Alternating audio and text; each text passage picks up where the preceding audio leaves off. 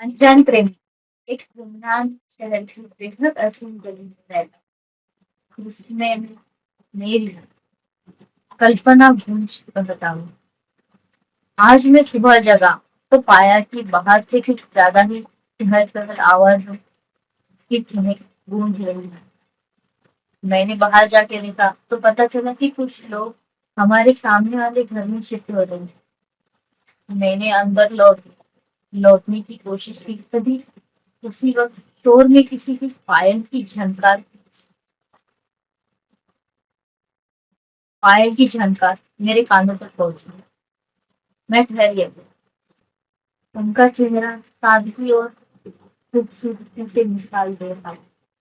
वे अपने छोटे से कुत्ते के पीछे उसे पकड़ने के लिए भागे। न जाने क्यों ये देखकर मैं भय सा गया और बस देखा ही रह गया। भाभी पर दिल आ गया और बस बस दिल आ गया फिर नाभि पे दिल आ गया तभी तभी। सामने से एक आदमी आया और उसने कुत्ते को पकड़कर उस महिला को हाथ में थमाया। हाँ, वह आदमी उस हरी साड़ी वाली भाभी का पति था। यह देखकर मैं उस दिन वापस अपने काम में लग गया और वो लोग मेरे सामने वाले घर में शिफ्ट हो। अगले दिन जब मैं जागा तो देखा कि अपनी बालकनी में हरी साड़ी की जगह नीली साड़ी पहनी भीगे बालों में वही भाभी कपड़े डाले। उनके भीगे बालों से पानी की बूंदें उनके गले को छूते हुए ब्लाउज के अंदर घुसे। मेरे मुंह से कामुक हिचकियां निकल गई। वाह, क्या कमाल है। आता का हसला आता विचार। यह देखकर मेरी नजर उनकी कमर पर पड़ी।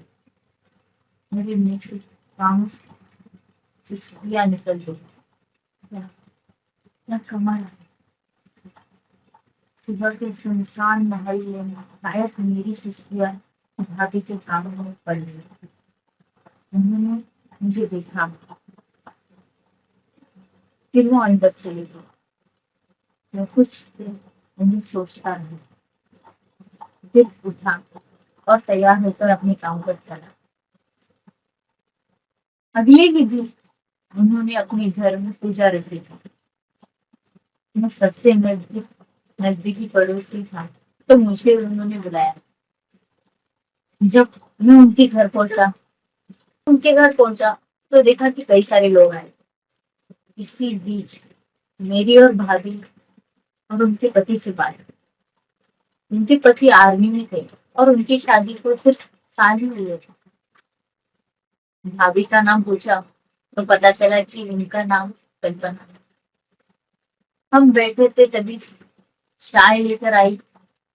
मैं तो कप को पकड़ा लेकिन मेरी नजर उनसे हटी नहीं रही।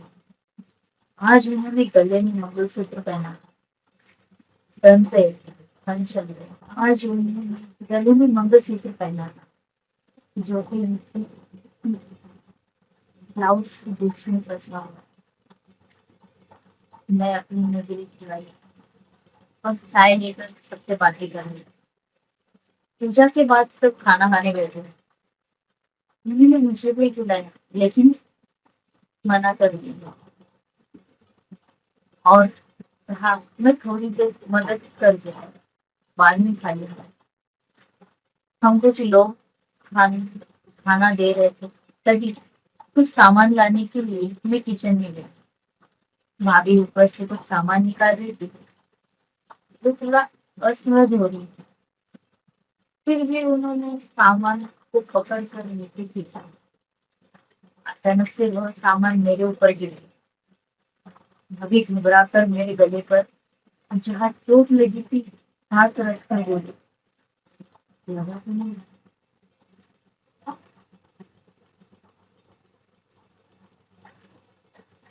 उनके हाथ के स्पर्श से मैं अंदर तक फूल गई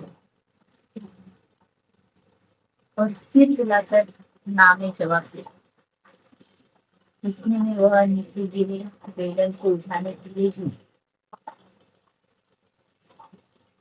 तो उनकी साड़ी का पल्लू नीचे गिरा, उनके उभरे हुए सुंदर, बस देखता ही रह गया। मेरे मन में मानो, माचू जी। मेरे मन में मानो हो गया, चल जाओ, stop। मेरे मन में मानो कुछ गड़बड़ी सी मच गया, पता नहीं क्या, लेकिन बस उन्हीं की सोच में डूबा। भाभी खड़ी होकर मुझे सब्जी देते हुए बोली, जल्दी लेकर जाओ। उस दिन जो हुआ सो हुआ, मेरे घर आकर तो नहीं, जो हुआ सो हुआ, लेकिन घर आकर मैंने बाथरूम का दरवाजा खोला, तो सीधा अंदर जाकर भाभी को नजर करने, और आज की जो घटना रही उसी की याद कर करके बस मेरा हाथ अपने आप जेब से अंदर, और फिर भाभी के ख्याल नेक्स्ट